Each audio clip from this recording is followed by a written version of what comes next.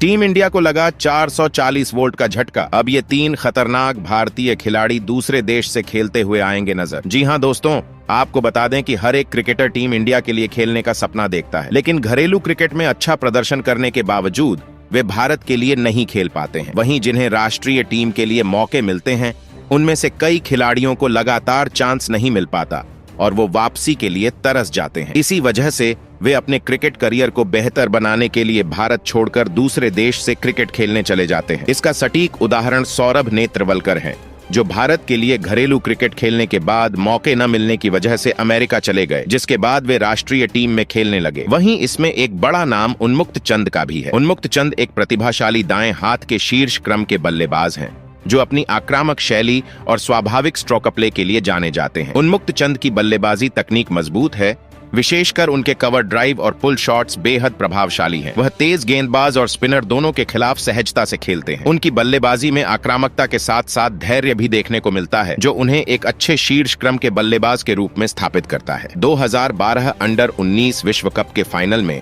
उन्होंने 111 रनों की मैच विनिंग पारी खेली थी। यह पारी उनकी अब तक की सबसे यादगार और चर्चित पारी मानी जाती है। हालांकि घरेलू क्रिकेट में भी उन्होंने कई शतक और अर्धशतक लगाए हैं, विशेषकर विजय हजारे ट्रॉफी और रणजी ट्रॉफी में। उन्मुक्त चंद ने कई T20 लीग में भाग लिया है, जिनमें IPL, मेजर लीग क्रिकेट और बिग बैश लीग शामिल है। T20 में उनकी बल्लेबाजी की खासियत उनकी तेजी से रन बनाने की क्षमता और बड़े शॉट्स लगाने की ताकत है। वहीं घरेलू क्रिकेट में उन्होंने 3000 से ज्यादा रन बनाए हैं, जिसमें कई शतक और अर्धशतक शामिल हैं, जबकि लिस्ट ए क्रिकेट में उनका औसत लगभग 40 के आसपास रहा है, जो उनकी स्थिरता को दर्शाता है। उन्मुक्त चंद दबाव में अच्छी बल्लेबाजी करने के लिए जाने जाते हैं। वह हमेशा अपनी टीम के लिए जिम्मेदारी से खेलते हैं और बड़े मौकों पर शानदार प्रदर्शन करते हैं। आपको बता दें कि अगस्त 2021 में उन्मुक्त चंद ने भारतीय क्रिकेट से संन्यास की घोषणा की और अमेरिका में क्रिकेट करियर बनाने का निर्णय लिया। उन्होंने USA की घरेलू लीग में सिलिकॉन वैली स्ट्राइकर्स के लिए खेलते हुए 2021 में 612 रन बनाए और टीम को चैंपियनशिप जिताने में महत्वपूर्ण भूमिका निभाई। उन्मुक्त चंद का करियर उतार चढ़ाव से भरा रहा है, लेकिन उन्होंने अपनी प्रतिभा और दृढ़ता के साथ विभिन्न अंतर्राष्ट्रीय लीगों में अपनी पहचान बनाई है। वहीं अब सौरभ और उन्मुक्त की राह पर ये 3 खतरनाक भारतीय खिलाड़ी भी चलने को तैयार हैं, जो 2025 में भारत छोड़ दूसरे देश का रुख कर सकते हैं। दोस्तों, यदि आप भी उन तीनों खतरनाक भारतीय खिलाड़ियों का नाम जानना चाहते हो तो वीडियो के अंत तक बने रहिए। इससे पहले यदि आप भी उन्मुक्त चंद को एक शानदार खिलाड़ी मानते हो तो वीडियो को एक लाइक करें और चैनल पर नए हो तो चैनल को सब्सक्राइब करें। तो चलिए बिना आपके महत्वपूर्ण समय को गंवाए इस इंटरेस्टिंग वीडियो को स्टार्ट करते हैं और एक एक करके उन तीनों खिलाड़ियों के बारे में चर्चा करते हैं।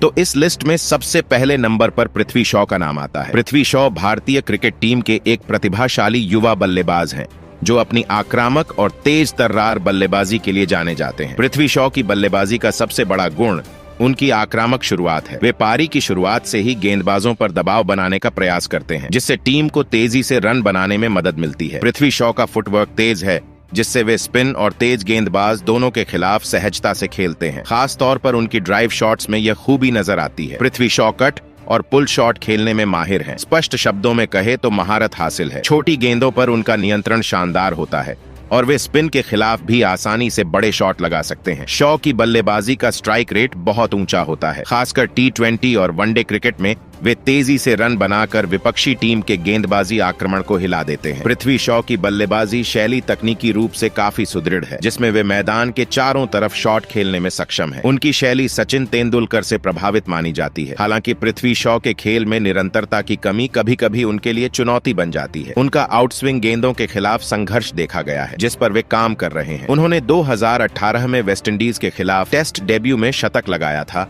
और भारत को अंडर 19 विश्व कप जिताने में भी अहम भूमिका निभाई थी। आपको बता दें कि पृथ्वी शॉ का चयन काफी समय से टीम इंडिया में नहीं हुआ है। ऐसा उनके खराब प्रदर्शन के बाद हुआ है। उनकी फॉर्म अब इतनी खराब है कि IPL और घरेलू टीम भी उनसे किनारा कर रही है। मालूम हो कि मुंबई ने उन्हें इस साल घरेलू टूर्नामेंट से बाहर कर दिया है। यही वजह है कि आने वाले समय में अगर शॉ अपने करियर को लेकर कोई बड़ा फैसला लेते हैं तो इसमें कोई हैरानी नहीं होगी। टेस्ट में उन्होंने 5 मैचों में 339 रन बनाए हैं। टेस्ट में उनका बल्लेबाजी औसत 42.37 रहा है। वहीं पृथ्वी शॉ के अलावा ईशान किशन भी लंबे समय से टीम इंडिया से बाहर हैं। उन्हें BCCI की बात न मानने की वजह से बाहर किया गया था। इसके बाद उन्होंने घरेलू क्रिकेट में भी अच्छा खेल दिखाया है, लेकिन अभी तक उनकी भारतीय टीम में वापसी नहीं हुई है। किशन भी बीसीसीआई के रवैये से परेशान होकर दूसरी टीम से खेल सकते हैं। ईशान किशन अपनी आक्रामक बल्लेबाजी शैली और तेज तर्रार शॉट्स के लिए जाने जाते हैं। उनकी बल्लेबाजी शैली आधुनिक T20 क्रिकेट के लिए बेहद अनुकूल है। वे बाएं हाथ के बल्लेबाज हैं और आमतौर पर पारी की शुरुआत करते हैं। ईशान किशन की खासियत यह है कि वे पारी की शुरुआत से ही आक्रामक रुख अपनाते हैं। वे पावर प्ले में तेजी से रन बनाकर टीम को मजबूत शुरुआत देने में माहिर हैं। वे हर प्रकार के शॉट खेलने में सक्षम हैं, चाहे वह कवर ड्राइव हो, पुल शॉट हो या फिर कट शॉट। स्पिनरों और तेज गेंदबाजों के खिलाफ वे समान रूप से सहज हैं। किशन की पावर हिटिंग काबिले तारीफ है। वे मैदान के दोनों ओर लंबे लंबे छक्के लगाने के लिए जाने जाते हैं। 2021 में ईशान किशन ने T20 में भारत के लिए डेब्यू किया और अपनी पहली ही पारी में धमाकेदार प्रदर्शन किया। उन्होंने 2022 में वनडे क्रिकेट में 126 गेंदों पर दोहरा शतक लगाकर अपनी प्रतिभा का लोहा मनवाया। अगर उनके अंतर्राष्ट्रीय करियर की बात करें तो ईशान किशन ने अब तक भारत के लिए 2 टेस्ट, 27 वनडे और 32 T20 मैच खेले हैं। उन्होंने टेस्ट में 78, वनडे में 933 और T20 में 796 रन बनाए हैं।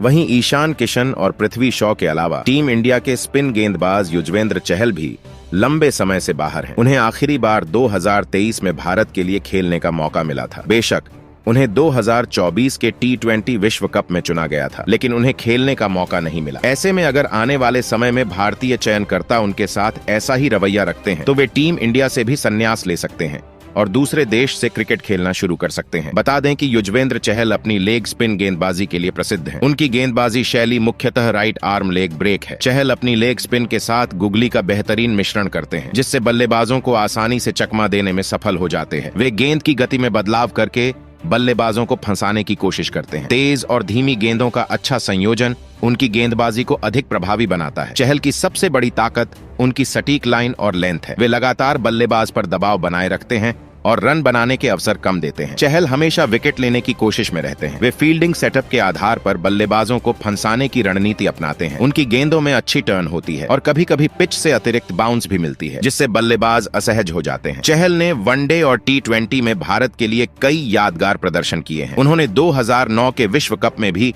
शानदार गेंदबाजी की थी। इसके अलावा वे इंडियन प्रीमियर लीग में भी एक सफल गेंदबाज साबित हुए हैं। उनके क्रिकेट में प्रदर्शन पर नजर डालें तो उन्होंने भारत के लिए अब तक 72 वनडे और 80 T20 मैच खेले हैं। वनडे में चहल ने 27.13 की औसत से 121 विकेट लिए हैं, जबकि T20 में चहल ने 25.9 की औसत से 96 विकेट लिए हैं। फिलहाल आपके हिसाब से क्या इन तीनों खिलाड़ियों को दूसरे देश से क्रिकेट खेलना चाहिए या नहीं, आप अपनी राय कमेंट बॉक्स में जरूर दीजिएगा। साथ ही क्रिकेट से जुड़ी ऐसी ही खबरों से अपडेट रहने के लिए चैनल को सब्सक्राइब जरूर करें। धन्यवाद।